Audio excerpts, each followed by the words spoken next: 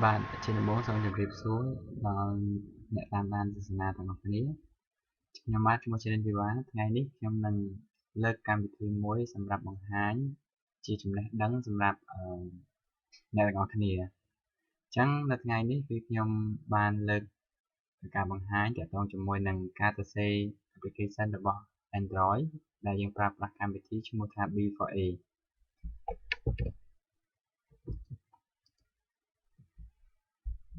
ជាទូទៅកម្មវិធី B4A គឺជាកម្មវិធីសម្រាប់សរសេរ app ឬពាក្យពេញថា application របស់ Android កម្មវិធី B4A គឺជាកម្មវិធីមួយដែលមានភាពងាយស្រួលក្នុងការសរសេរ app ហើយវាប្រើប្រាស់ភាសា Basic ដែលជាភាសាមួយដែលមានភាពងាយស្រួលក្នុងការសិក្សាជាពិសេសបើសិនជាយើងធ្លាប់រៀនទាក់ទងជាមួយនឹង VBA ឬក៏ VB នោះវានឹងរឹតតែមានភាពងាយស្រួលទៀតក្នុងការសិក្សាទាក់ទងជាមួយនឹងកម្មវិធីនេះអញ្ចឹង B4A គឺជាកម្មវិធីមួយដែលមានពាក្យពេញរបស់វាគឺ Basic for Android ជាទូទៅសមត្ថភាពរបស់ B4A គឺវាមានលទ្ធភាពខ្ពស់ក្នុងការសរសេរនៅដំណើរការផ្សេងៗដែលមានផ្នែកច្រើនអញ្ចឹងនៅក្នុងនេះយើងឃើញមានទាក់ទងជាមួយនឹង app ផ្សេងៗដែលមាន game ទាក់ទងជាមួយនឹង MP3 MP4 ឬការបង្ហាញរូបភាពឬក៏ function ផ្សេងៗទៀតដែលសុទ្ធតែជាកម្មវិធី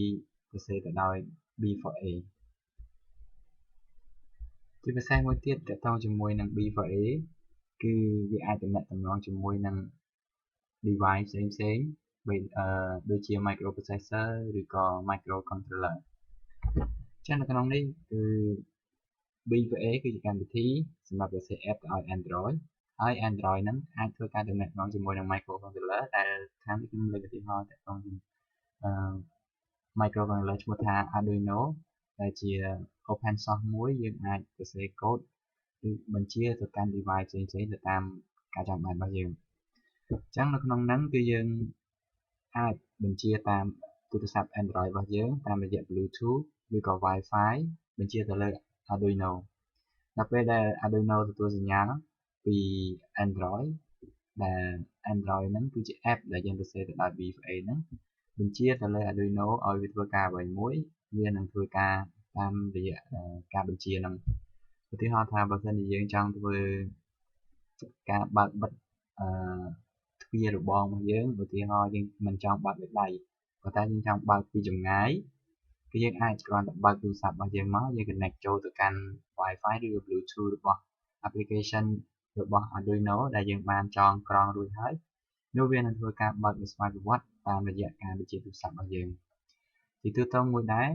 ការប្រើប្រាស់ជាមួយនឹង smartphone បញ្ជាទៅលើ device គឺភាគច្រើនគេប្រើទៅលើ smart home ដែល smart home នៅនោះគឺអាចបិទម៉ាស៊ីនត្រជាក់ទូទឹកកកអំពូលភ្លើងទូរទស្សន៍ព្រីភ្លើងលក្ខណៈទាំងអស់ហ្នឹងគឺសិតតែជាកម្មវិធីឬក៏ជាការបញ្ជាតាមរយៈ microcontroller ចំណុចពិសេសគឺវាអាចបញ្ជាតាមទូរស័ព្ទដៃដោយប្រើប្រព័ន្ធ Android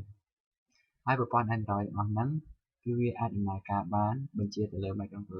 microcontroller គឺអាស្រ័យទៅលើ app ដែលយើងសរសេរទៅដោយ B4A ដែលយើងនឹងបង្ហាញនៅខាងមុខនេះអញ្ចឹងជាទូទៅជំហានដំបូងរបស់ B4A គឺយើងត្រូវ install កម្មវិធី B4A ប៉ុន្តែមុននឹង install កម្មវិធី B4A គឺយើងត្រូវ install